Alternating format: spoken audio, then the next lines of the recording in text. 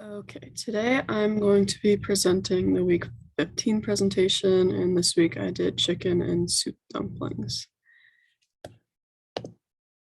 The history and culture. So dumplings are a very popular dish all around the world. Many cultures have taken their own spin on them and made them into their own, but the most famous of these is from China. And it is believed that the first dumplings were invented as a result of a brutal winter by this Chinese man sometime between 206 BC and 220 AD. Although dumplings were first created in the Han Dynasty, since many other countries and cultures have made their own version, it is hard to define its exact history of the dish. But what can be concluded from the history of dumplings is that dishes can last an eternity, and it is one easy and great way just to connect all of us through our culture. The nutritional composition. The ones that I tried were from Trader Joe's, and one pack of chicken soup dumplings is composed of 250 calories, 7 grams of fat, 16 grams of protein, 3 grams of sugar, 45 milligrams of cholesterol, and 610 milligrams of sodium. And this is a pack of 6 pretty small dumplings. The relationship to disease. So the ingredient that I focused on for this one was chicken. While chicken is very common, there's still a couple diseases that are associated with it. The most common that you've probably heard of is salmonella, which is a result of undercooked poultry, which is unfortunately pretty frequent in chicken. Other diseases are UTIs, histoplasmosis, and Campylobacter infections. They're all common diseases related to the wellness of the chicken that is being consumed. But aside from these cons, some pros for chicken that I'm sure we all know is that chicken's a great source of protein for the body, which helps build and restore muscle, bones, and tissues. The ingredients in the Trader Joe's dumplings: chicken, water, green onion, soy sauce, ginger, gelatin, sugar, cooking rice wine, sesame oil, soybean oil, salt, yeast extract, white peppers, and seasoning. This dish is bought in the frozen food section of the store, which is convenient for reducing waste, making food last longer, and keeping the ingredients fresh. In addition to freezing the food, the dumplings were made with the freshest ingredients, especially the chicken, which is the ingredient that I focused on. The chickens that are used in all Trader Joe's products and just the chicken that they sell straight up at Trader Joe's, it's raised under the USDA guidelines for organic certification. Agriculture.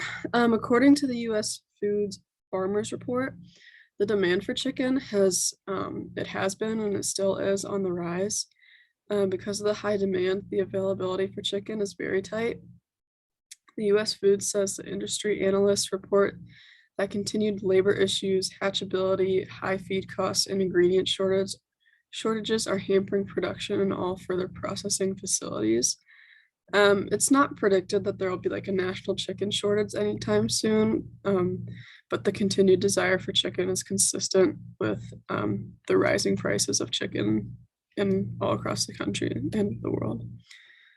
Preparation.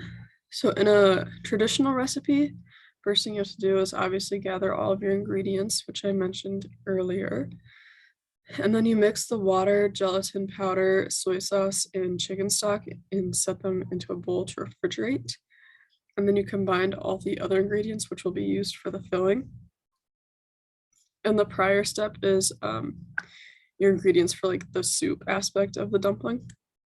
And then you fill the wrappers, your little dumpling wrappers, with a scoop of the filling as well as your gelatin mixture. And then you like press them together, make your little dumpling, and then you set them onto a plate and steam them for about 15 minutes, and then they're done. I personally love the dish, and I'm sure that it will quickly become a staple in my regular diet. I love any excuse to go to Trader Joe's in general, so now I have one more reason.